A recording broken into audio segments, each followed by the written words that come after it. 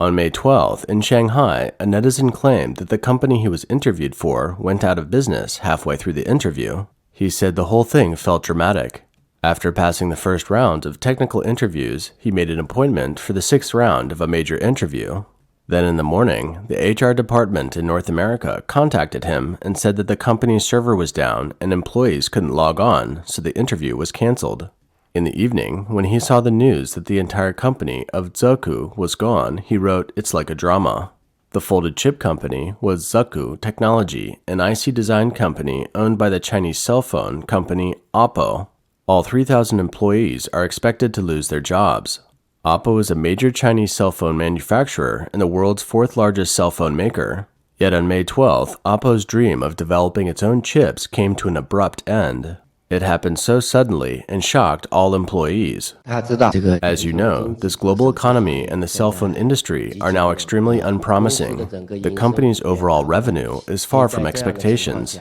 Under such circumstances, an investment as enormous as developing one's own chips has become too much to afford. I am very sorry to make a pronouncement here. After careful discussion, the company has decided to shut down Zeku and terminate the chip research and development. Since ancient times, there have been many ambitions and sentiments. Good dreams are the easiest to wake up from. There are many directors here who also got the news, and their hearts are as heavy as everyone else's. I, as the Zeku CEO, am not able to take this business to where we want it to go, and I am sorry to say goodbye to everyone in this way. After this, all I can say is, I'm sorry. In the video, Liu Jun, CEO of Zeku Technology and CTO of OPPO, mentioned that 4 years ago, the Marianas project was launched. The project launch, as mentioned by Liu Jun, took place in May 2019. At that time, the U.S. Department of Commerce put Huawei and 70 other companies that are affiliated with the CCP military on the entity list, and after the 120-day buffer period, Huawei would face the chip cutoff. OPPO wasn't on the entity list as its production of smartphones is for civilian use, not subject to the U.S. ban on EDA software or other IC design work. Zeku Technology, with headquarters in Shanghai, had design branches in Beijing, Xi'an, Chengdu, the United States, and Japan, and a team of more than 3,000 people. In 2019, Chen Mingyong, founder and CEO of OPPO, announced his commitment to invest 50 billion yuan in 3 years, or $7.2 billion to develop its own mobile chips. The company has also offered high salaries to attract top talent from all over the industry. It poached many senior management from MediaTek and engineers from Unisoc and established a chip team in Shanghai. The poaching targets also include Qualcomm and Huawei's HiSilicon. Back in December 2022, the founder and CEO of OPPO still emphasized in a company letter that chips, our ultimate goal, is something that we must do and do well.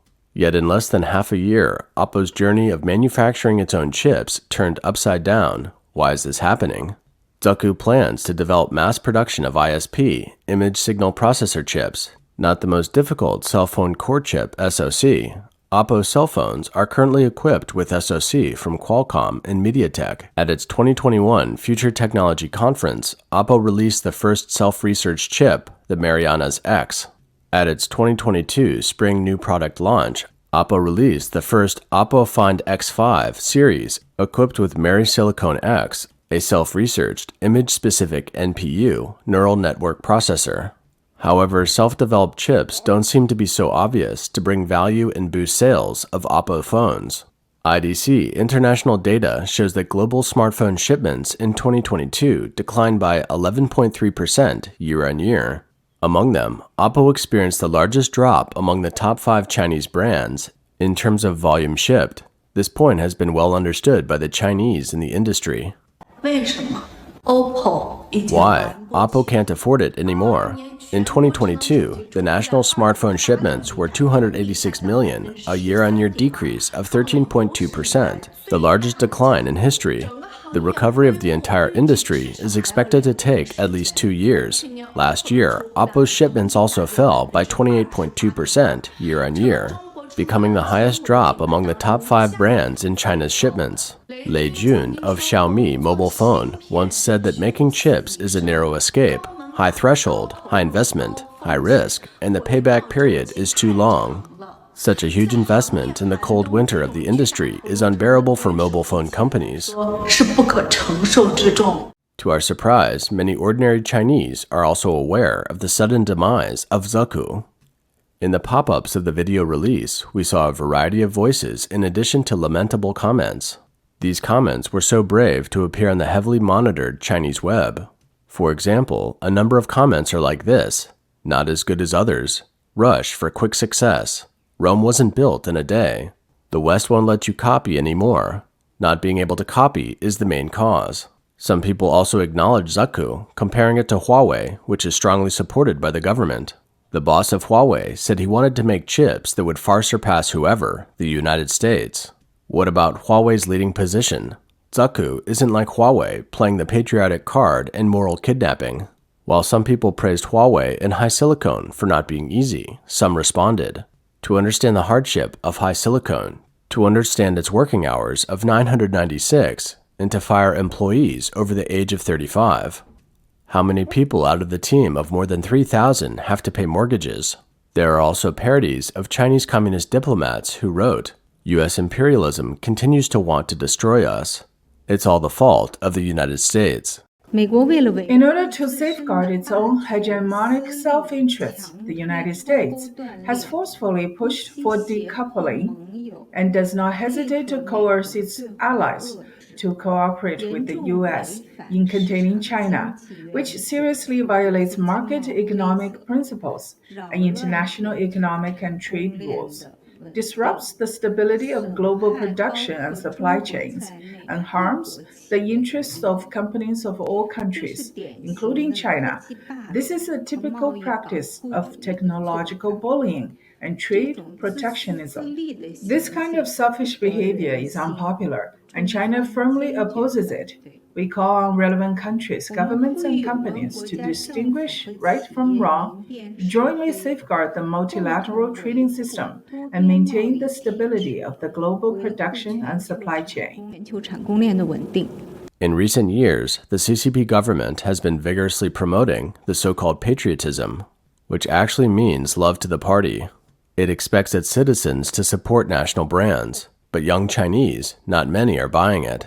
Look, this is a newly opened Apple phone store in Shenzhen on April 28, 2023. Hello, fellow citizens. The 55th Apple Store in the Greater China region officially opened today in Shenzhen's Luohu, Wanxiangcheng, Phase 1. There are really a lot of people here. There are so many people that you can't even see the end of the line. They aren't here for the Apple phone, but to get a free souvenir t-shirt. I asked around. Some people came here at 1 a.m. and waited in line until 10 a.m., which is about 9 hours now. Before the gate officially opens, let's feel the very enthusiastic atmosphere at the scene. The time is almost up. According to Apple's practice, the staff inside will come out and give us a high five. Now we can go in. We have already lined up to get inside the store. Now we've got this free t-shirt. Let's take a look at the store. Young people look excited and happy in the stores with American products, as if the air of freedom is circulating here. The Chinese diplomats' criticisms and accusations against the American imperialists have been a complete failure. In stark contrast to this are the national brand cell phone stores in China. Let's take a look at the comparison of cell phone store traffic of Chinese national brands. On the left is Xiaomi's store. Some people are looking at the smartphone, some are checking out Xiaomi's store, and some are looking at Xiaomi's cell phone. This is one of the best domestic cell phone brands in terms of customer traffic. On the right is Vivo's store. Many people go in and browse the X90 series, which is considered the best value for money offline. In the middle is Huawei Honor. It's a bit awkward as there are no consumers except for the two sales clerks. What's going on here? As we can see from the video above, for companies like OPPO, there is no way to supply their own chips, even if they spend a lot of money to make the chip. If it is not as good as the US products, it will affect the sales of cell phones. It's better to buy first-class chips to maintain the competitiveness of cell phones. Patriotism doesn't dominate the market here. The first year or two of OPPO's initial investment in making chips was also a time when numerous private companies were piling up to make chips. In September 2020, Xi Jinping talked about the plight of China's bottleneck in various fields and the need for policy support in funding, finance, and taxation. Subsequently, the 14th Five-Year Plan, which is the national plan from 2021 to 2025, pushed for chip autonomy. Chip research and development is very expensive. Without the scale to spread the cost, the chip cost will remain high. Developing one's own chip is far less economical than directly purchasing chips from overseas. The global consumer electronics market is currently weak, and the cell phone market is still declining by double digits, which should be the main reason for OPPO's strategic adjustment. OPPO's surprising move highlights the high entry barrier for electronics manufacturers wanting to participate in chip development. A chip industry executive said that to achieve cost efficiency, millions of units need to be shipped each year, and currently, only the deep-pocketed Apple and Samsung are developing customized chips for their own products. According to Chinese media reports, many peripheral supply chain companies were originally still expecting a major player like OPPO to boost industry confidence, but once the news came out, many industry insiders began to worry that some companies would follow the trend of cutting business lines or laying off employees. And everyone was thinking to themselves while reading this news, what should I do? After the withdrawal of OPPO, only Huawei and Xiaomi are left in the Chinese cell phone industry to develop their own chipsets. Huawei previously claimed to have developed a 5G chip, but due to US sanctions, it can only produce 4G phones so far. Since OPPO stepped on the brakes first, where will Xiaomi and Vivo go on the road of chip making? Recently, Chinese semiconductor companies have been releasing their financial reports for the first quarter of this year, and about 80% of them have seen their profits decline, while many have turned from profit to loss, and less than 20% have seen their profits increase. In 2022, 5,746 semiconductor-related companies in China filed for revocation and cancellation, a 68% jump from 3,420 in 2021. This means more than 9,000 semiconductor companies disappeared in China in 2 years. Current industry conditions in China are even more difficult than the previous year, and more semiconductor companies are expected to fold in 2023, which can lead to an even greater wave of phase-outs. As our channel reported in August 2022, Beijing authorities launched a chip anti-corruption operation. Several executives of the National Grand Fund 1, established in 2014, were investigated. Among them, Lu Jun, former deputy director of the China Development Bank's China Development Fund Management Department, was formally prosecuted. For specific details, you can check out the links below, which we have posted in the content description section. In a January report, Bloomberg quoted sources as saying that senior Communist Party officials were discussing ways to get rid of costly chip subsidies that have so far yielded no concrete results, fostered corruption, and triggered U.S. sanctions. In February, Beijing authorities relaunched the second phase of the Grand Fund to invest 12.9 billion yuan in Yangtze Memory Technology Corp., YMTC, with the aim of strengthening the company against U.S. sanctions. YMTC is a joint venture between the Tsinghua Unigroup Co., Limited and the government, and received funding from the first phase of the Grand Fund. After the bankruptcy of Tsinghua Unigroup, it was managed by the Grand Fund and the local government. In December last year, it was blacklisted by the U.S. for export and suffered operational setbacks, halting the construction of new plants. However, the Chinese government is still presenting an encouraging picture to the public. Let's watch this news clip from China's national TV station.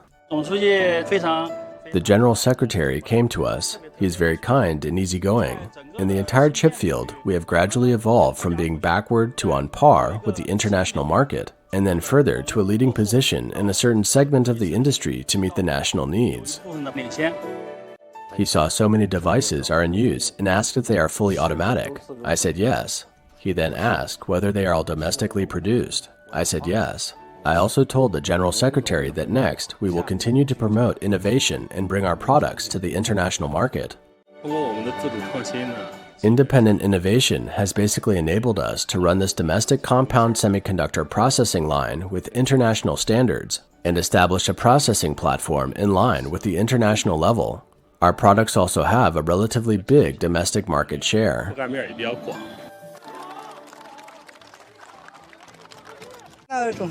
We were very excited to see the General Secretary.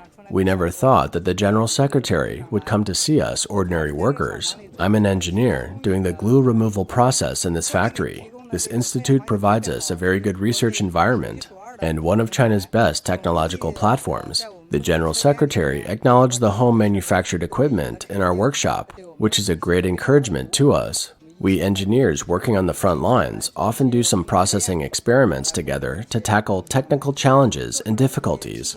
I feel a sense of pride when our products we developed can be used to boost national economy. So in fact, what is the Chinese Communist Party planning to do? We observe that the Chinese government has shifted to concentrate resources on supporting key areas and established operators, and it will be hard for other operators to get resources and subsidies in the future. That is to say, it's not a surprise that OPPO is closing down its chip-making operation. It's expected that the closing of OPPO's Zeku is just the beginning, and there are many Chinese IC design companies lining up to go down. The CCP's authorities' policy has entered the second stage, where the military-industrial system is most likely responsible for the entire chip manufacturing and R&D. This is also known as the new state-building model. What's obvious is in 2021, the website of the State-Owned Asset Supervision and Administration Commission of the CCP forwarded an article entitled Fostering State-Owned Enterprises to Become Modern Industrial Chain Chiefs, encouraging central enterprises to promote transformation and upgrading and industrial development with the thinking of being the captain of the chain system. In this context, the military-industrial sector will be linked with large SOEs, with large state-owned enterprises playing the role of the locomotive of the industrial chain. And the military-industrial sector will also be combined with national laboratories. These large state-owned military-industrial groups include China Nuclear Industry, China Aerospace Science and Technology, China Aerospace Science and Industry, China Aviation Industry, and China Shipbuilding. As the role of the military industry in overall chip research and development becomes more and more important, the ability of private enterprises to develop chips is less valued by the Beijing authorities. This is one of the reasons why OPPO shut down the chip department. The development of the semiconductor industry has to be supported by international collaboration and a democratic system in order to nurture creativity and endure painstaking efforts in actualizing creativity and finally to obtain the fruits of success. The semiconductor industry has to be led by technology, but in China, everything is determined by the party's leadership. If the centralized leadership system of the party does not change, it is practically impossible to achieve success, no matter how much money is poured into it.